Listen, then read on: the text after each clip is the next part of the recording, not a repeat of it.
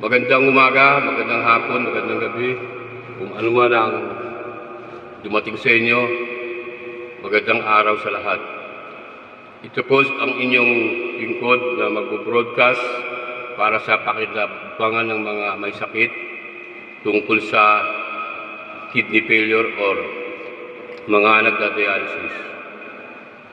Una sa lahat, ako po si Dan Orihuela, isang medical technologist, inventor, at natural doctor.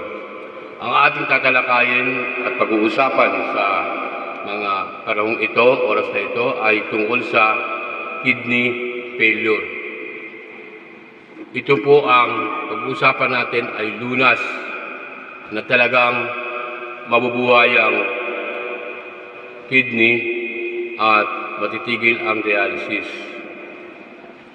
Ang lahat po ng makikinig sa ngayon, dapat niyo pong intindihin ito na mayroong tatlong sign ng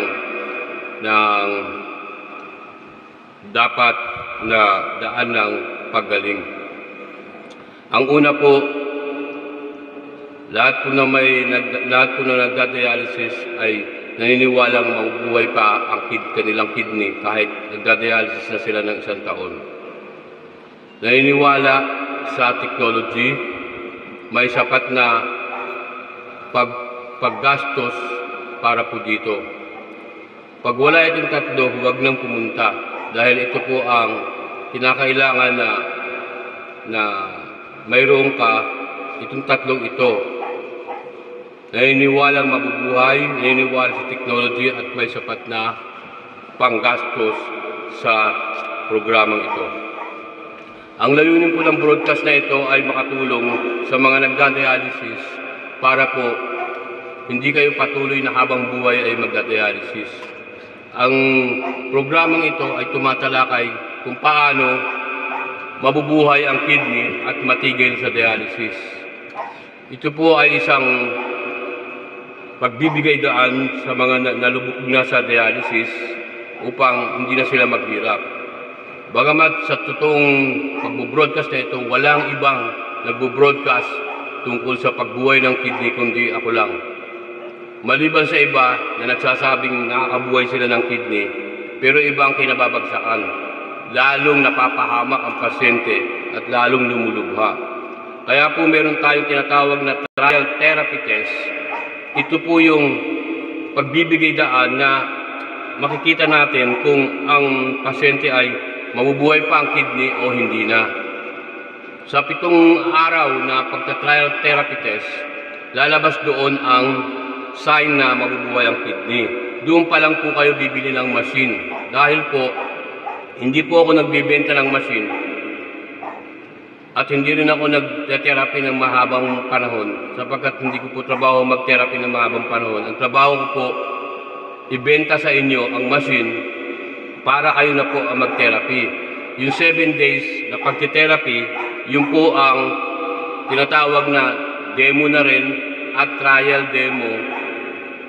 Trial na malalaman natin kung mabubuhay pa o hindi ang kidney. Dahil wala nakakasigurado sa katawan ng isang may sakit kung talagang mabubuhay o hindi mabubuhay. Kaya dinadaan po natin sa trial therapy para po malaman natin kung mabubuhay pa. Kung hindi na mabubuhay ang kidney, hindi na po kayo bibili ng machine. Sayang po yung pera nyo. Talagang pan-dialysis na lang kayo. Tuloy-tuloy na kasi dialysis, hanggang dyan na lang talaga kayo. Ngayon, yung may pag-asa pang mabuhay ang kidney at talagang maaalis sa dialysis, yun po ang binibigyan natin ng daan. Lalo yung mga tinatawag na recommended for dialysis, recommended for fistula, mataas ang creatinine, yung pong inaagapan natin hindi ma-dialysis dahil may paraan pa. Kung talagang hindi natin makuha na talaga, bagsak na ang kanyang kidney, hindi ko na bibentahan ng machine, mag-dialysis ka na lang talaga. Pero marami pong mga tao na nabibiktima ng dialysis na hindi naman dapat mag-dialysis, naumpisahan pong mag-dialysis dahil walang ibang paraan na mabuhay ang kidney kung hindi mabuhay ang katawan kung hindi ang dialysis. Tama rin naman yung mga doktor kasi hanggang doon na naman ang pinag-aralan nila na mag-dialysis. Dahil pag hindi, walang ibang paraan, mamamatay ang pasyente. Ngayon, dumating itong technology na ito, pansagip sa tuloy-tuloy na dialysis. Pansagip po ito na hindi magtuloy-tuloy ang dialysis hanggang maliit lang na panahon. Maganda naman ang dialysis, hindi naman siya pangit.